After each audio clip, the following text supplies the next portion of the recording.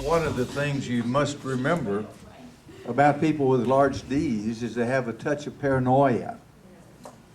So the defense mechanism that they have is to deny that it bothers me that someone doesn't like me. Dr. Walker would not analyze a person who had paranoia in his handwriting. He'd hand it back to him because exactly what Beth described, this is a classic example of what we're trying to teach you, Beth, because anyone that you analyze that's got a touch of paranoia, what is that?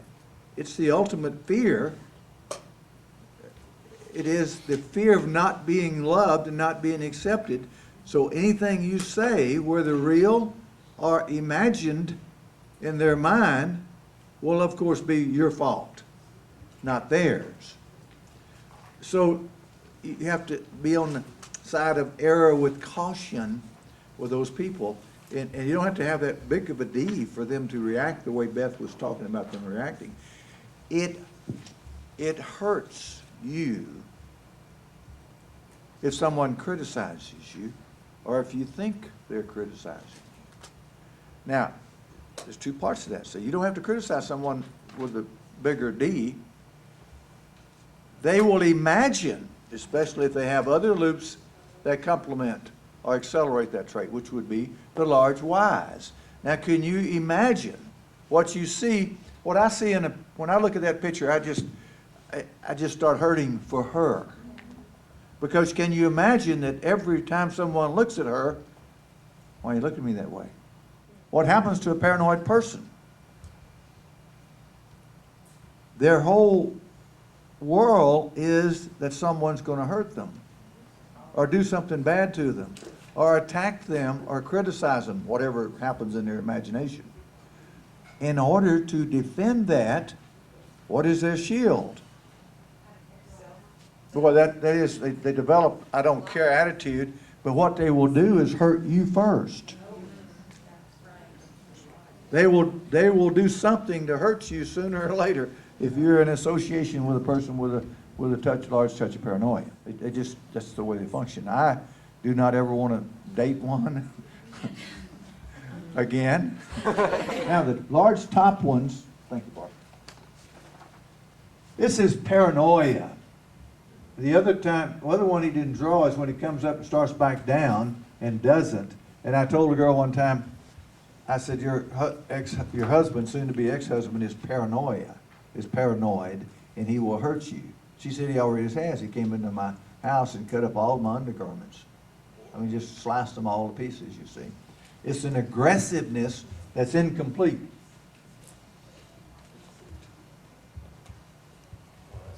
See? It's incompleteness. And so it's a danger signal. Well, it's dangerous. Now, this is paranoia because it's bigger, which means it's enlarged, which means what? That they have a bigger amount of being sensitive to criticism or perceived criticism. If you're pretty normal, like most of us are, then we're sensitive. It doesn't disable us. We don't pull our sword and do battle every time somebody looks at us wrong, but we don't forget. If they criticize us, 10 years later you can remember when someone criticized you. It's a small thing. If it's flat top, it's dangerous. It's really severe. So we look at it in different degrees, and most of the degrees, as you learned, if it's retraced on the bottom of the Y's, then you're almost antisocial. You don't let anyone in. It's different from a loner stroke, which means that you don't even need people, and it doesn't bother you too much either way. If it's normal, then you have an adequate social life.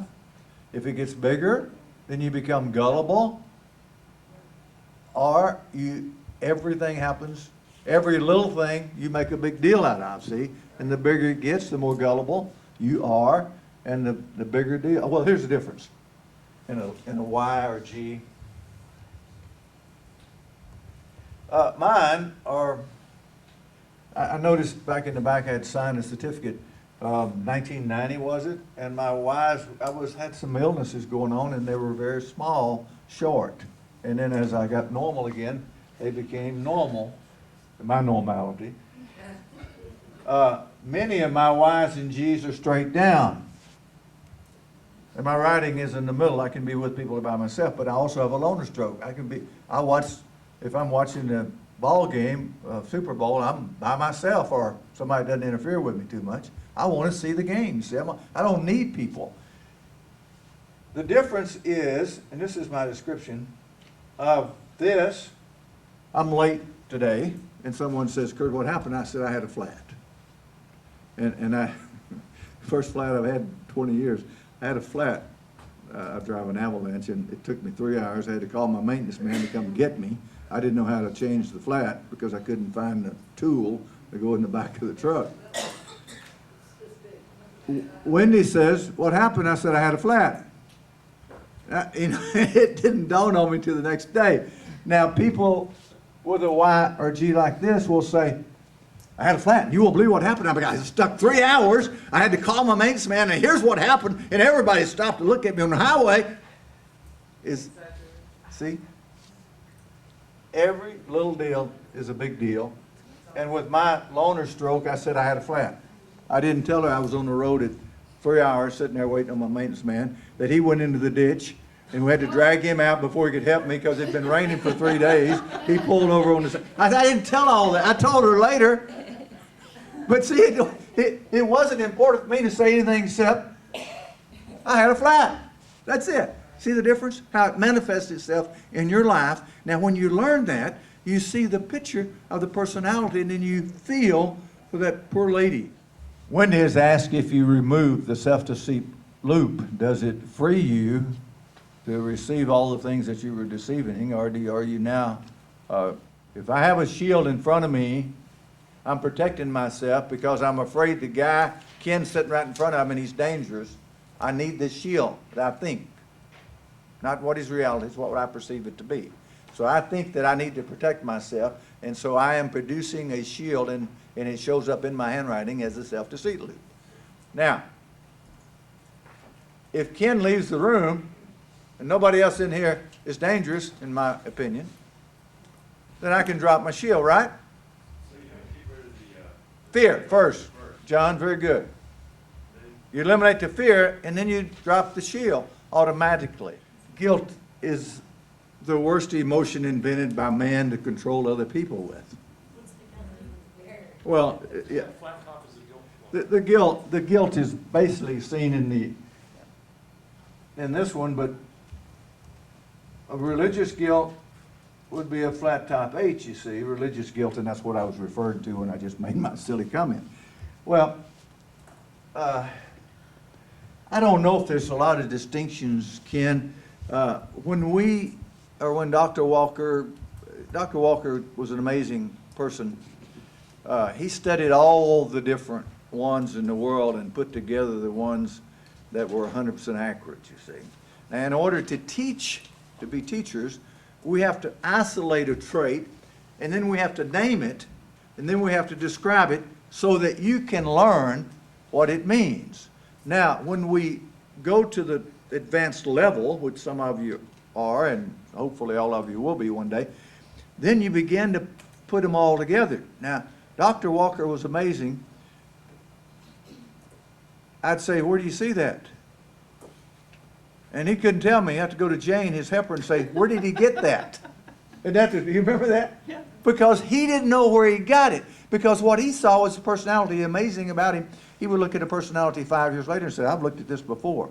You could bring me one 5 minutes later and I'd give you another analysis. It was amazing that he would remember it because he didn't see the traits. And that's the very first step. Just learn the traits so you can put them all together and see the personality, and then you can feel what they feel.